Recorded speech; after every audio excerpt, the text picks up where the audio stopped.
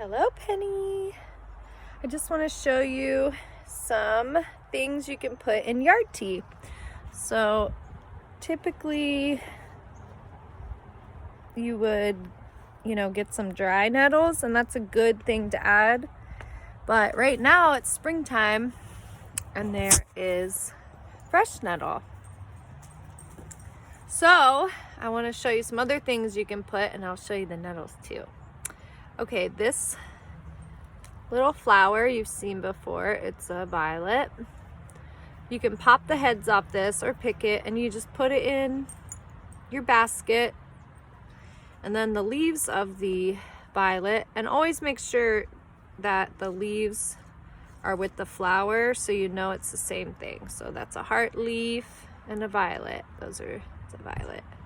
So you can pick the leaves, and you don't need too many, maybe, 10, 15 leaves, maybe 10 little flowers, as many flowers as you want. They just kind of taste nice. And then if you're at someone's garden, mint is super plentiful. So you ask someone if they have mint, or if you think you found mint, just ask someone. And here's some mint. This is just a peppermint, and I have other kinds of mint. I have spearmint. I'm not gonna pick them, I'll try to just show you. I have spearmint here, and I have a bunch of peppermint here. And then I have, this is apple mint.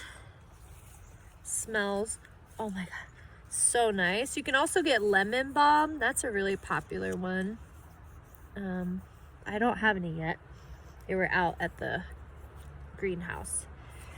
And then I also got some orange mint. This is orange mint. Smells divine, so good. All right, now we're gonna take a walk down to the nettle patch that I'm establishing, and I'm working on it, so it doesn't look that great yet, but it will. I got my yard tea, which I need to strain, but I haven't. We're gonna take a little walk. So other things you can put inside your yard tea would be a plant called chickweed, which I haven't done yet, but my friend uses it for yard tea. Also, you could put something called cleavers or sticky weed. And sticky weed, don't really know much about that one, and I haven't done that one either, but it's something you could look up. Different herbs and plants and weeds and stuff are going to have different properties, and the more you learn about it, the more you find what you need and what works for you. So for me, actually nettles are my favorite plant in the whole world, and once you start having them, they just are so good. So if you've ever been in the woods and you got stung by a plant, that's a stinging nettle, usually, unless it's itchy. It's not itchy, it's stinging, and it wakes you up. Okay, I'm gonna show you the cleavers now. So this right here is cleavers or sticky weed, and you can break it off and wear it. It literally won't go anywhere. So I'm in the patch of my very disorganized woodland garden. This plant I think is a jewel weed. I'm gonna check. So this is a remedy for poison ivy. I think this is jewel weed, but there's a way to check that's really cool. You go to some water. I'm at the creek, and you dip it in, and if it's like a silvery sheen color under the water, that's jewel weed, and that's why it's called jewel weed, because it looks silvery. And there's Lane. Don't eat that. Okay. See more sticky weed. It's everywhere. Okay, and I'm almost done. This is a long video. I'm gonna have to upload it to YouTube. Okay. This plant I'm not gonna touch it because it stings.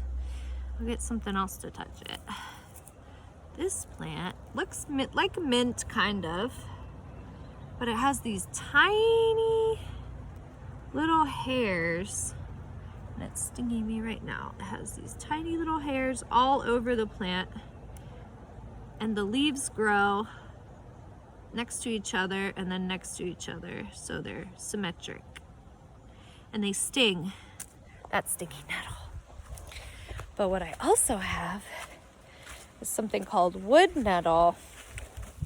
And wood nettle is similar, and it has the spikes and it stings, but the leaves grow opposite. So there's not one here.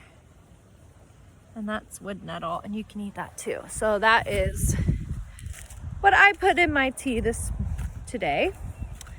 And I hope to plant a lot of other things so I can have more and more tea, and it'll not be just a treat for the spring, but something I can have all year round. Okay, that was a long video. Bye!